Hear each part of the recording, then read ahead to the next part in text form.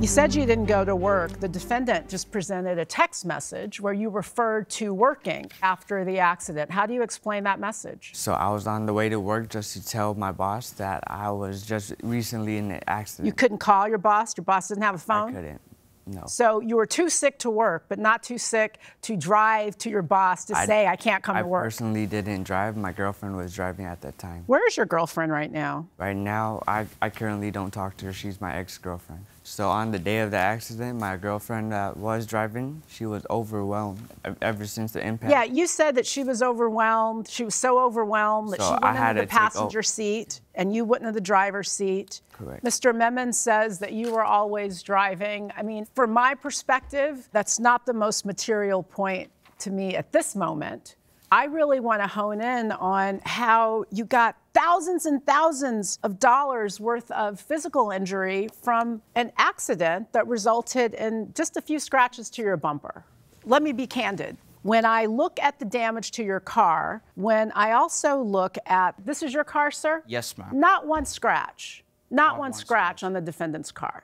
Liability to me is clear. When someone rear-ends someone, the person who did the rear-ending is liable. That person who did the rear-ending is not liable for every dollar that the alleged victim can conjure. It is not uncommon that when there's a minor accident and someone says, how much money can I get out of this? They go see a lawyer. The lawyer says, go see this chiropractor. And then all of a sudden, there's some massive, massive bill. And that seems to have happened in this case. Mr. Memon, your insurance company actually was even more straightforward than I'm being. Yes. I'm looking at a letter from his insurance company to the lawyer who you or your girlfriend retained, and they said that they are not giving you any more money because there is little to no evidence that the injuries of which you are complaining were causally connected to this accident. So I'll be frank, I think this is an exaggerated, padded claim.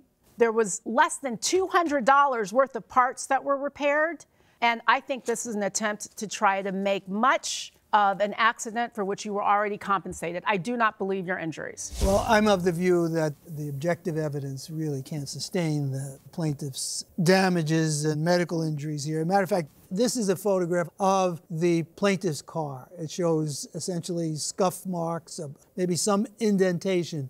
But when you compare it to the photograph you showed of the defendant's vehicle, I think this case cannot be sustained by the plaintiff. The damages to the vehicle, the quantity of the medical intervention, the fact that, again, he was referred to the chiropractor by an attorney and that he didn't pay the bill, all of it falls squarely in the realm of something that is untenable. Like scam?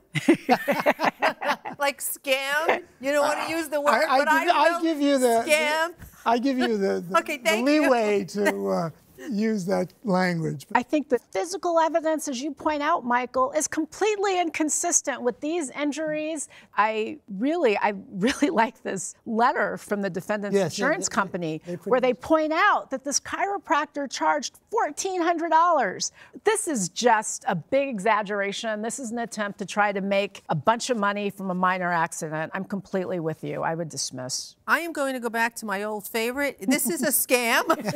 It's a big one. Anything that he had that was actual physical, documentary, or photographic evidence belies the actual testimony. And everything that he could have presented that would have supported him, he didn't have. He didn't tell us the truth about his job. He didn't tell us the truth about the driver. I think that if he did, the girlfriend would have been here, if she even, in fact, is still in his life. Maybe she was lied to. No, she's not. They broke up. Yeah, well, I kind of understand why. So he's kind of here just, I think, exaggerating and telling us little tales that defy logic and common sense. The only thing he did demonstrate to me was that he's a scammer.